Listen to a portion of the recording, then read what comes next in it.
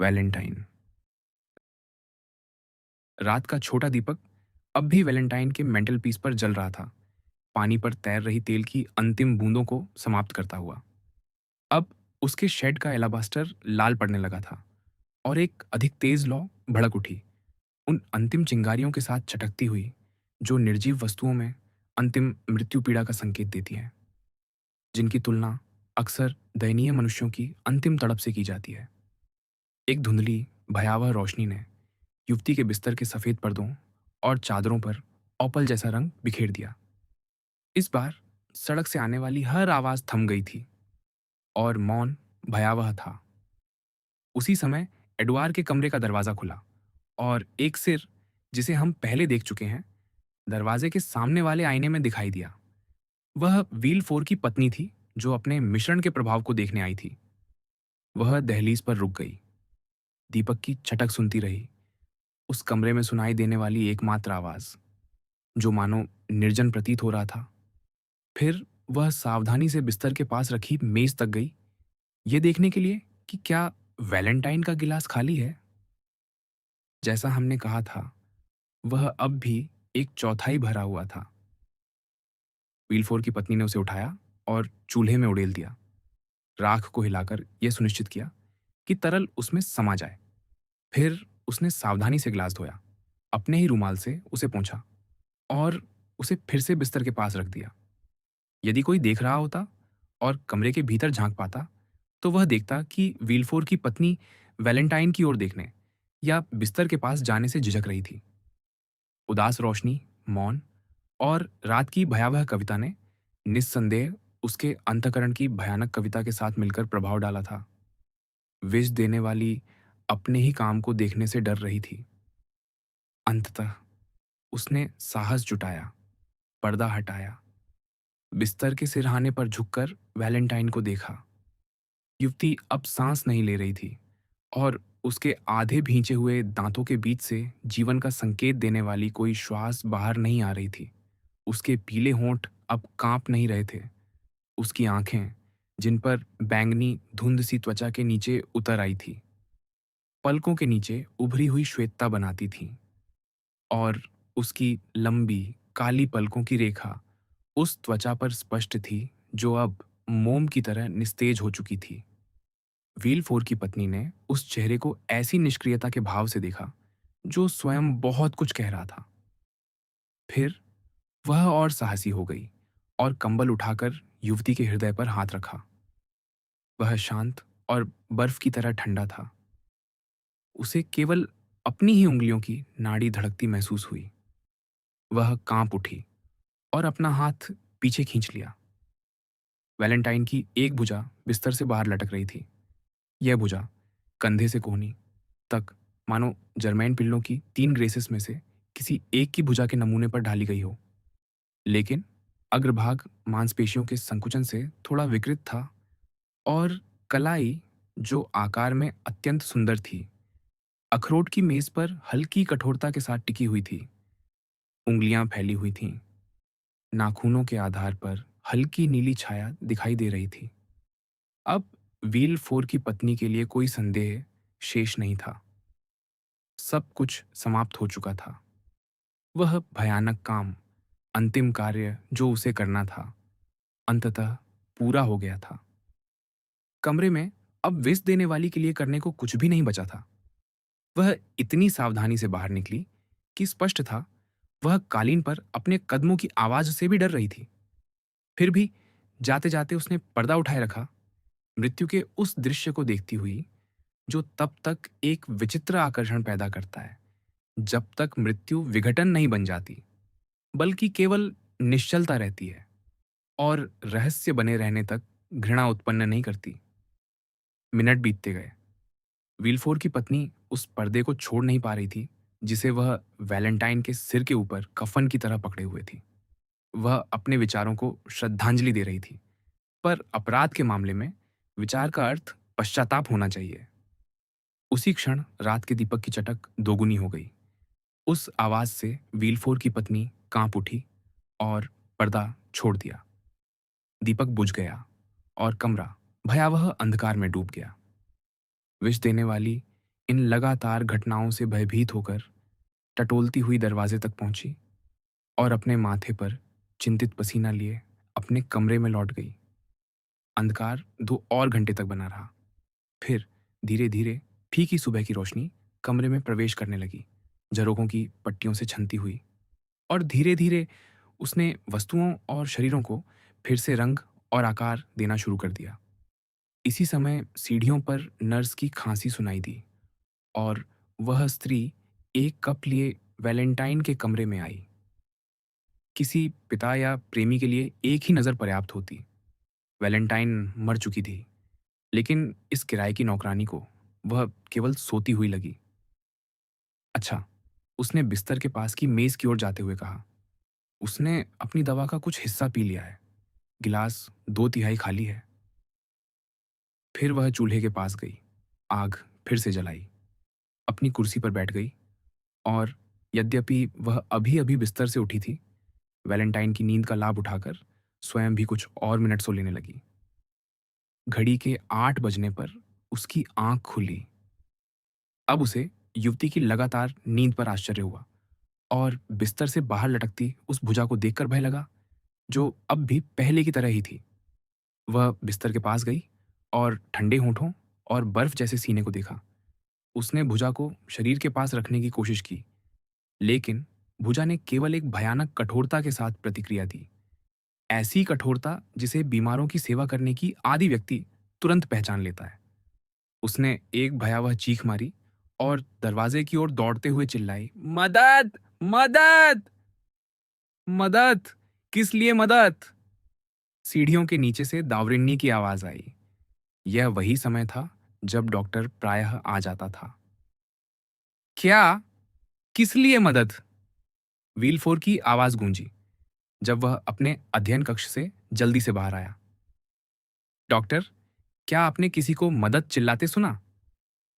हाँ हाँ, चलिए ऊपर, तौवरिन्नी ने कहा। जल्दी, वैलेंटाइन के कमरे में। लेकिन डॉक्टर और पिता के भीतर आने से पहले ही नौकर, जो उसी मंजिल पर अपने कमरों या गलियारों में थे, दौड़कर कमरे में आ गए और वैलेंटाइन को उसके बिस्तर पर पीली और निश्चल देखकर अपने हाथ उठा लिए और चक्कर खाकर डगमगाने लगे। व्हीलफोर की पत्नी को बुलाओ! व्हीलफोर की पत्नी को जगाओ!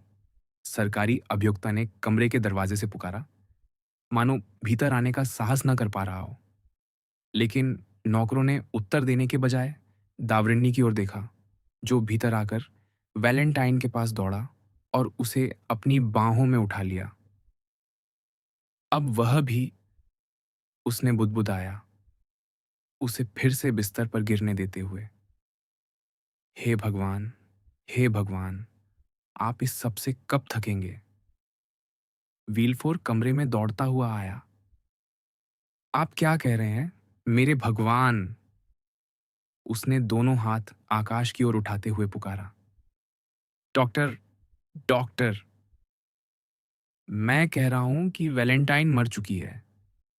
दावरिनी ने गंभीर स्वर में उत्तर दिया, ऐसा स्वर जिसकी गंभीरता ही भयावह थी। विल्फोर ऐसे गिर पड़ा मानो उसके पैरों के नीचे से सहारा टूट गया हो और वह वैलेंटाइन के बिस्तर पर सिर रखकर गिर गया। डॉक्टर के शब्द और पिता की चीख सुनकर नौकर भय से भाग खड़े हुए, बड़बड़ाते हुए कसम खाते। सीढ़ियों और गलियारों में उनके भागते कदमों की आवाज सुनाई दी। फिर आंगन में हलचल हुई और उसके बाद मौन छा गया। शोर धीरे धीरे मिट गया। ऊपर से नीचे तक सबने उस अभिशप्त घर को छोड़ दिया था।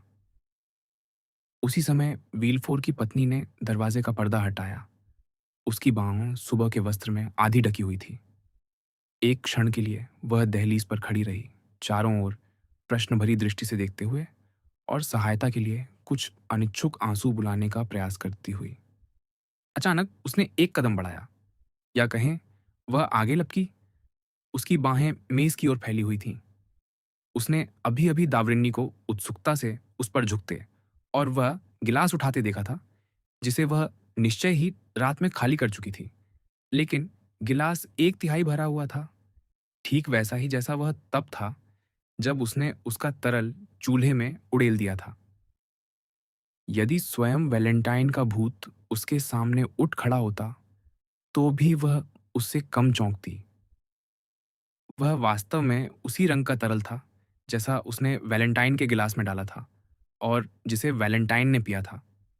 वही ज़हर था जो दावरिन्नी को धोखा नहीं दे सकता था और जिसे दावरिन्नी ध्यान से परख रहा था।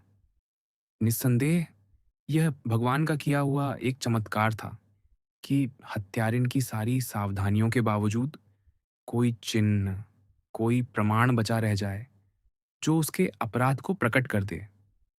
इस बीच वीलफोर की पत्नी भय की प्रतिमा की तरह जड़ खड़ी रही और वीलफोर अपना सिर मृत्युशैया की चादरों में छिपाए अपने चारों ओर हो रही किसी बात को नहीं देख रहा था। दावरिन्नी गिलास के तरल को ध्यान से देखने के लिए खिड़की के पास गया और अपनी उंगली के सिरे से एक बूंद छक ली।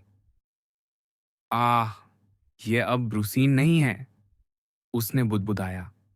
देखें, यह यह क्या है?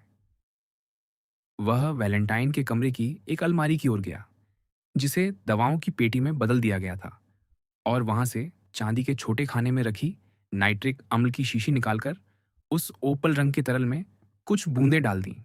तुरंत वह आधा गिलास गहरे लाल रक्त के रंग में बदल गया।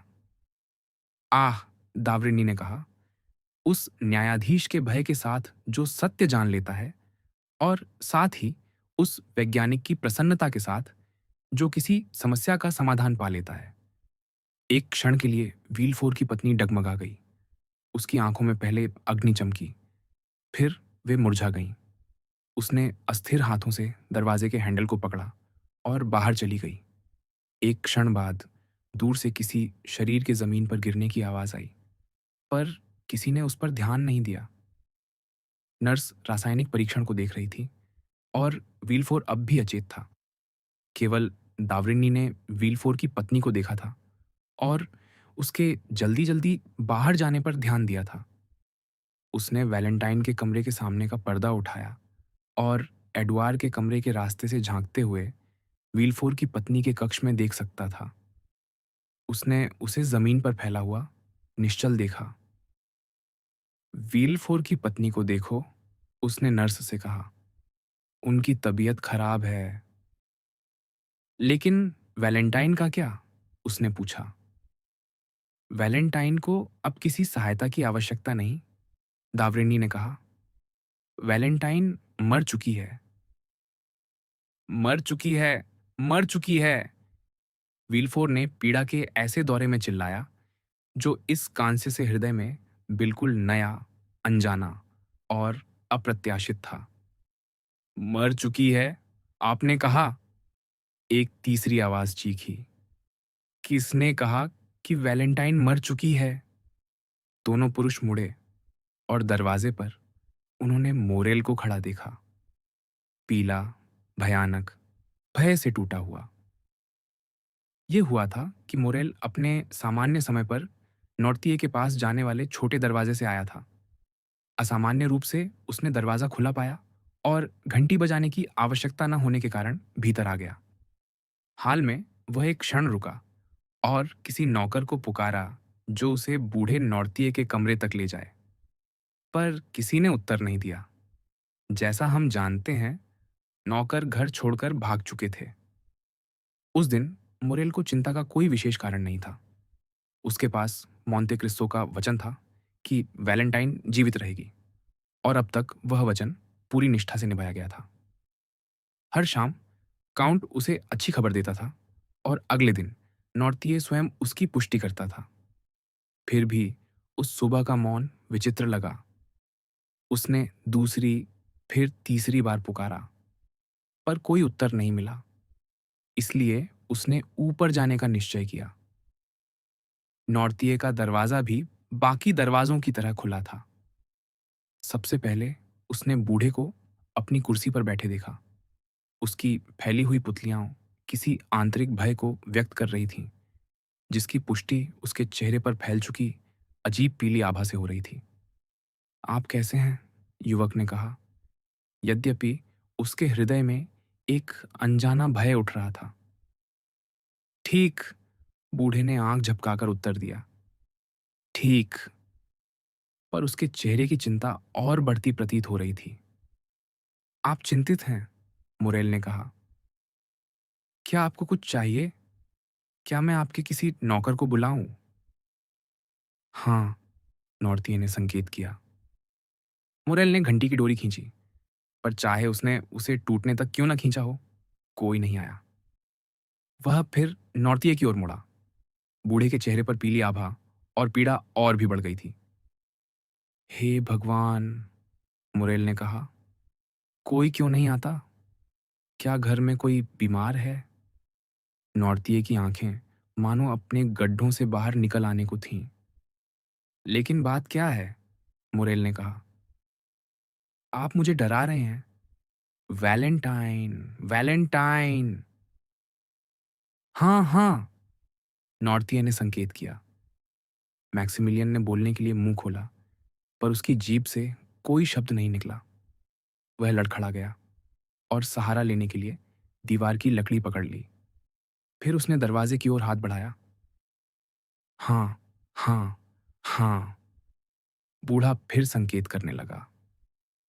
मैक्सिमिलियन छोटी सीढ़ी से 2 छलांगों में उतर गया, जबकि नॉर्तिये की आंखें मानो उस पर चिल्ला रही थीं। जल्दी, जल्दी! युवक को कुछ कमरों से गुजरकर, जो घर के बाकी हिस्सों की तरह खाली थे, वैलेंटाइन के कक्ष तक पहुंचने में 1 मिनट से अधिक नहीं लगा। उसे उसके कमरे का दरवाजा खोलने की भी आवश्यकता नहीं पड़ी, क्योंकि वह पहले से ही पूरी तरह खुला था। सबसे पहले उसने एक सिसकी की आवाज सुनी, मानो किसी धुंध के पार उसने एक काला आकार देखा, जो घुटनों के बल झुका हुआ था और सफेद चादरों के उलझे ढेर में सिर झुकाए था। भय, एक भयानक भय, उसे दरवाजे पर जड़ कर गया। तभी उसने एक आवाज सुनी जो कह रही थी, वैलेंटाइन मर चुकी है। और दूसरी आवाज, मानो प्रतिध्वनि की तरह, उत्तर दे रही थी, मर चुकी है, मर चुकी है।